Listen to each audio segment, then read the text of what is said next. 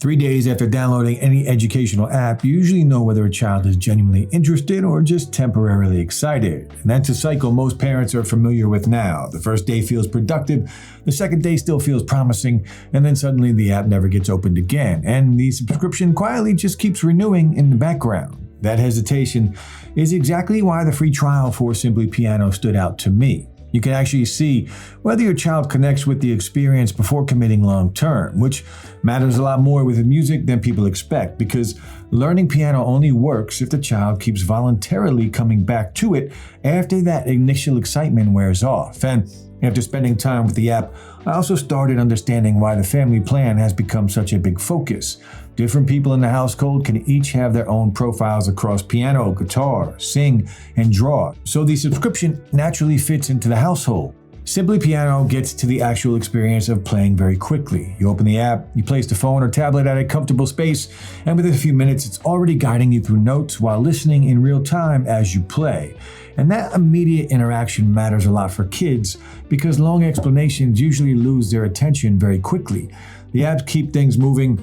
Kids play notes, they get instant feedback, they hear recognizable sounds coming from the keyboard, and start feeling progress early through constant feedback. And that real-time feedback system ended up being one of the strongest parts of the experience for me. The app catches wrong notes or timing mistakes while the child is playing, so practice feels guided the entire time. And emotionally, well, that changes a lot. Kids, they usually stay motivated when they feel momentum. Once frustration starts building too early, well, then practice is just forced. Simply Piano seemed designed very intentionally around avoiding that problem. Now, the experience changed once my child stopped treating piano like practice and started casually coming back to it without ever being reminded. At first, it was still basic lessons, learning about timing, simple note patterns, getting comfortable with the keyboard, and then recognizable songs started showing up much earlier than I expected, and the reaction changed immediately. The second kids hear part of a melody that they already recognize, the energy around learning shifts completely. Suddenly they're trying again because they want to hear the song sound better, not because somebody told them to keep practicing. I remember hearing part of a familiar melody coming from the keyboard one evening, and I realized my child was genuinely enjoying the process. And that's a big difference for parents because it changes the entire dynamic around learning music at home. The song library helps a lot with that too. There's enough variety that kids just keep moving into songs that they already recognize. And because the app adjusts songs to different skill levels, beginners can still play simplified versions early on without waiting months before touching recognizable music. And that progression, it keeps the experience rewarding much longer.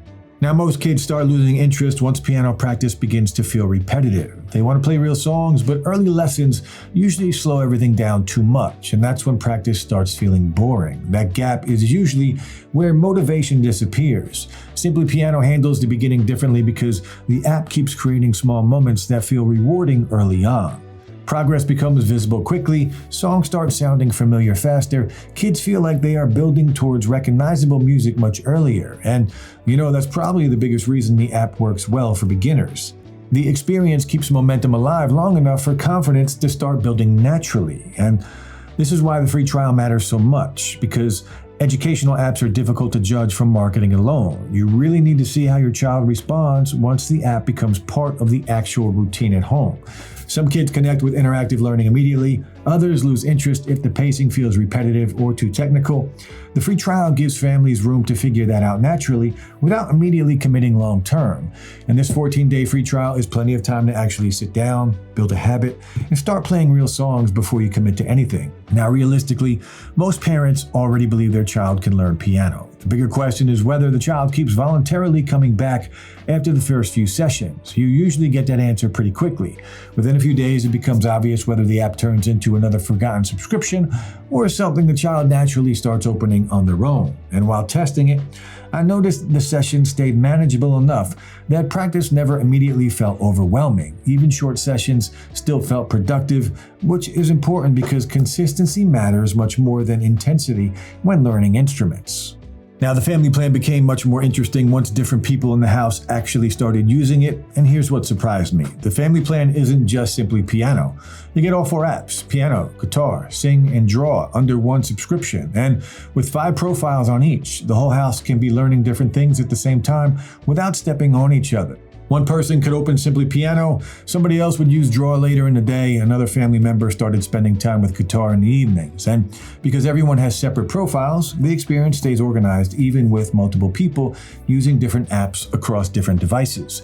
And that changes the feeling of the subscription quite a bit. After a while, it stops feeling tied to just one person learning piano, and it starts feeling more like a shared creative system sitting naturally inside of the house. And I think that's why the family plan makes so much sense right now.